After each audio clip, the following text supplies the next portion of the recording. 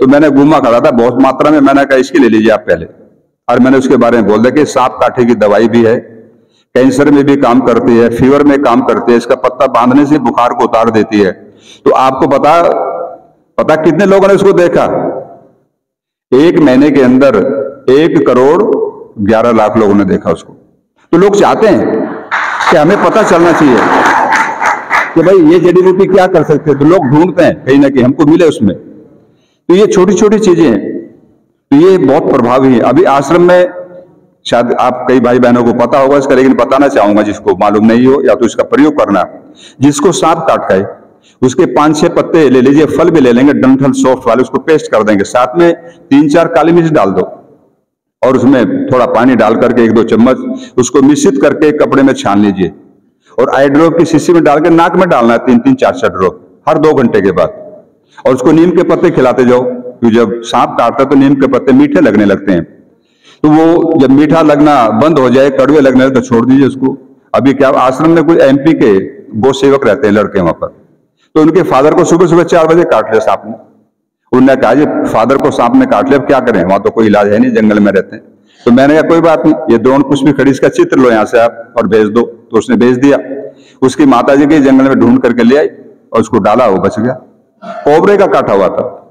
तो ये चीजें बहुत प्रभावी है, तो हमें इनको प्रचारित करना होगा।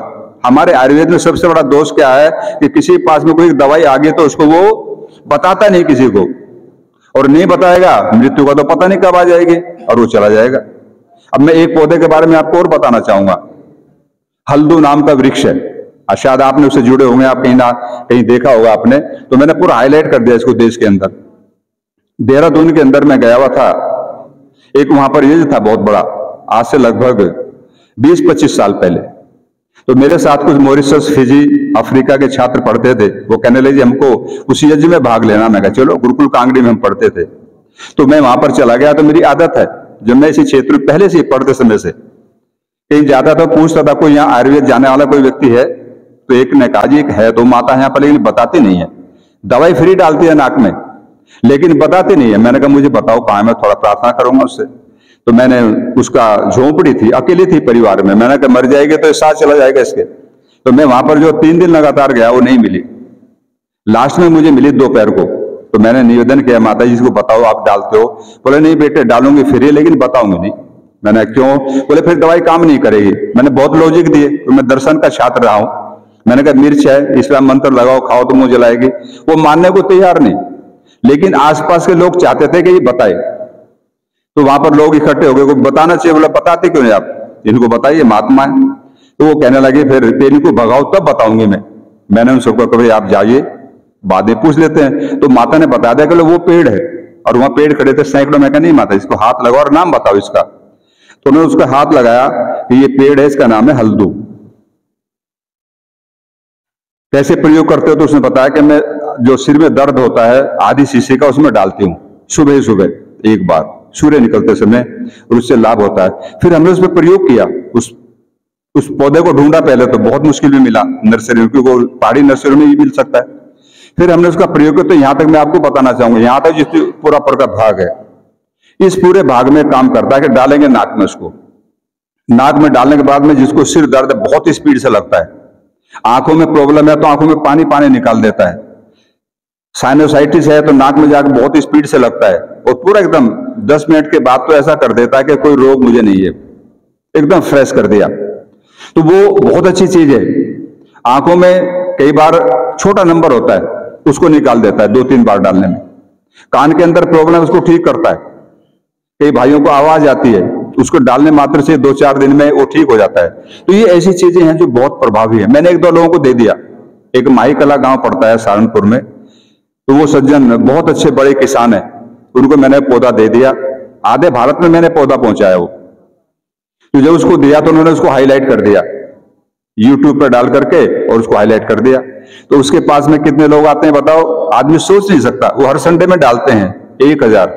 इस संडे में 1000 लोग थे, और कहां से थे? छत्तीसगढ़, महाराष्ट्र, बहुत दूर दूर से आते हैं। तो वो इतना लाभ करता है डालने के बाद में कि उससे बहुत ही रिलीफ मिलती है व्यक्ति को। तो मेरा कहने का मतलब यही है कि हमारे पास में कोई चीज ऐसी है तो हम उसे फैलाएं, समाज को बताएं उसके बारे में। तो भाई मेरा तो एक मिशन है, मैंने तो मिशन बनाया भी, मैं एक पुस्तक लिख रहा हूं उसमें योग और आयुर्वेद से 101 रोगों की चिकित्सा, ताकि जिस परिवार में जाए वो अपने आप खुद चिकित्सा करे उसकी, वो उसके लिए बहुत उपयोगी पुस्तक है। तो हम अपनी चिकित्सा कर सकते हैं प्लस दूसरों की चिकित्सा कर सकते हैं। देखिए जितना जिसके भाग्य में मिलेगा उतने ज्यादा नहीं मिल सकता, तो हम क्यों ना फिर उस चीज को फैलाएं। अब जैसे हमने फॉर्मुलेशन बनाया तो मैंने एक पुस्तक में सब लिख दिया, तो हमारे ट्रस्टी क्या बोले जी आपके पास अब कोई नहीं आएगा। मैंने क्यों? बोले आपने सारा आउट कर दिया। मैंने कहा चरक सुश्रुत सब लिख के चले गए, किसने उसमें पढ़ा है? पढ़ के दिखाओ, को निकालो, उसमें कोई नहीं चाहता। आप अगर लिख भी देंगे ना किसी दवाई के ऊपर किसमें ये चीजें पड़ी हैं, तो आदमी के दिमाग में क्या आएगा, नहीं पूरा नहीं लिखा, कोई चीज छुपाई है इसमें से, क्योंकि एक मानसिकता होगी हमारी कि हम ईमानदारी से कोई चीज दे नहीं सकते। तो ये चीजें हमारे लिए बहुत जरूरी है। और मैंने बहुत कैंसर के रोगी ठीक किए। वो पता कैसे चलता है? वो जब आते हैं ना, हमने कोई प्रचार नहीं किया आश्रम का कि हम यहाँ पर चिकित्सा करते हैं। थोड़ा मैं स्वाभिमानी हूं, क्योंकि आश्रम में लगभग 50-60 गाय हैं। आश्रम भी चलता है, एक बच्चों का गुरुकुल चलाते हैं सहारनपुर के अंदर बालिकाओं का, तो उसमें भी 1/4 बच्चियां फ्री हैं। जो बच्ची बुद्धिमान होती है और वो समर्थ नहीं है तो हम उसको फ्री रख लेते, फिर मैं कोई बात नहीं, इसका खर्चा हम देंगे यहां से।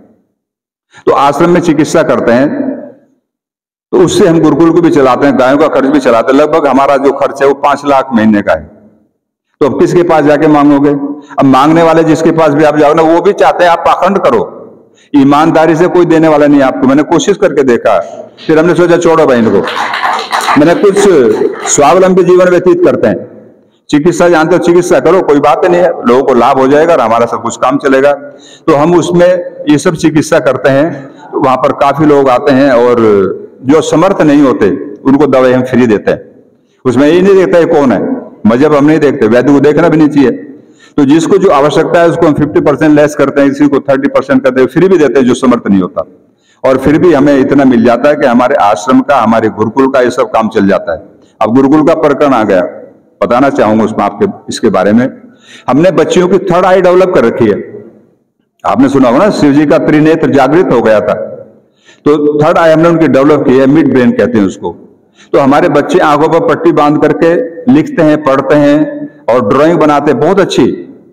आइसक्रीम तो ऐसा बना देंगे आप सोचो, खाओ इसको, अभी आप सोच नहीं सकते कि ये हाथ से बनाई गई है क्या, आंख बंद करके वो भी। तो उससे उनके बच्चों की मेमोरी शार्प हुई, उनको गीता याद है, अष्टाध्यायी 4000 सूत्र होते हैं वो उनको कंठ है, योग दर्शन पूरा याद है, लिंगानुशासन कई 4-5 बच्चों को याद है, 6ठी-7वीं क्लास के बच्चों को। उससे उनकी मेमोरी शार्प हुई। तो मेमोरी शार्प हुई तो बच्चे बड़े मेधावी हैं। और आप कभी जाएंगे देखना तो उनका अनुशासन, वहां पर कोई हमने सर्वेंट नहीं रखा हुआ, केवल खाना बनाने वाली तो एक माता है, बाकी सारा काम बच्चियां खुद करती हैं।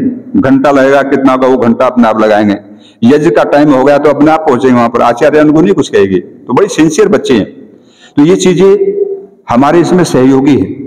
तो योग और आयुर्वेद एक ऐसी विधा है जो हमें आरोग्य प्रदान करती है। कोई भी बीमारी जब शरीर के अंदर आती है तो हमारी रोग प्रतिकारक क्षमता क्या होती है, घट जाती है।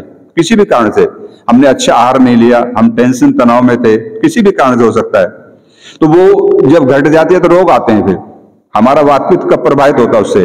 और योग अभ्यास प्राणायाम करने से, अच्छी औषधियों का सेवन करने से क्या होता है कि हमारी वातपित्त कब्ज जो है ये अच्छी तरह बलिष्ठ होते हैं और हमारी रोग प्रतिकारक क्षमता बढ़ जाती है, फिर कोई रोग हमें नहीं होता। तो इसलिए हमें उसको बढ़ाना है। उसलिए देसी गाय का दूध पीते हैं, उसका घी का भी प्रयोग करते हैं, वो भी सभी काम करती है। तो मैंने बहुत रोगी ठीक किए। एक बहन हमारे पास मवाना पड़ता है इधर मेरठ में, वहां से वो गई एम्स में, तो थोड़ा समृद्ध किसान थे, पैसे वाले, तो दौड़ करके वहां गए। उसको ट्यूमर हो गया बहन को, उसको उन्होंने जैसे बीएड किया वैसे उसको ट्यूमर हो गया, यंग बहन थी वो।